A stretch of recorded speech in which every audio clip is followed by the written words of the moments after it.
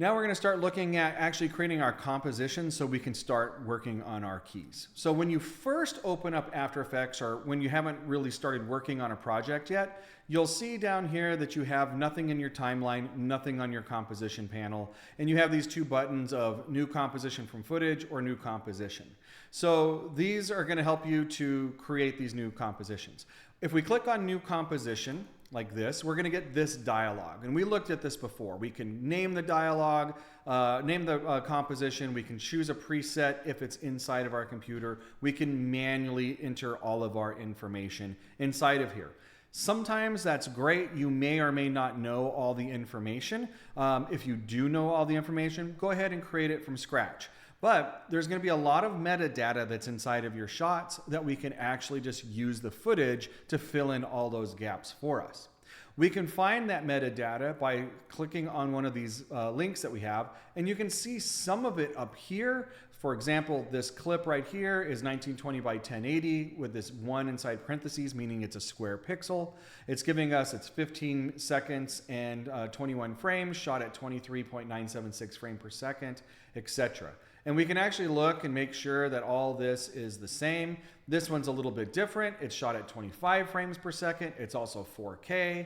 This is 1920 by 1080, 29.97 frames per second. So we have some variety in the different clips that we have, which is very common in a lot of productions. We also have JPEGs that don't have any frame rate, but they're also 720, so they're going to be a little bit smaller.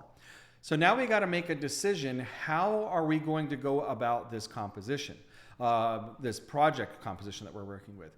We can choose to start with the 4K, and then we can bring in our shots. They're going to be very small though inside the screen. We're going to have to blow them up. When you blow them up, you're going to see some loss of quality, some pixelization. You're going to see that they get a little bit more grainy. Not more grainy, but the grain gets larger as the image gets larger. So that could be easier to see. It's not more grain, it's just larger grain so you can see it.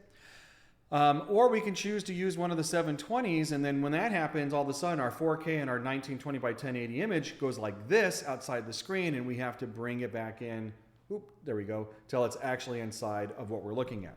So that's nice because we get to preserve a lot of the resolution, but what that also does is it means that our final output's going to be a little bit smaller. So you have to choose the right thing for you. If you're making the decisions, then make the best one for where you're going to deliver that project. And if you're working for somebody else, just ask. Usually the client will give you what they want. So for me, I'm going to do the 1920 by 1080 all the way across, and that's going to be kind of nice. Now again, I could go in here in a new composition and I can choose 1920 by 1080, 24 frames per second. Nothing I'm working with is 24 frames. I've got some 23.976. I got other ones that are 29.97, right? So I need to kind of learn or kind of figure out and make a decision on where I want some of these things to clash a little bit, or if I want to do some interpolation to make it work, or some like dropping some frames or something.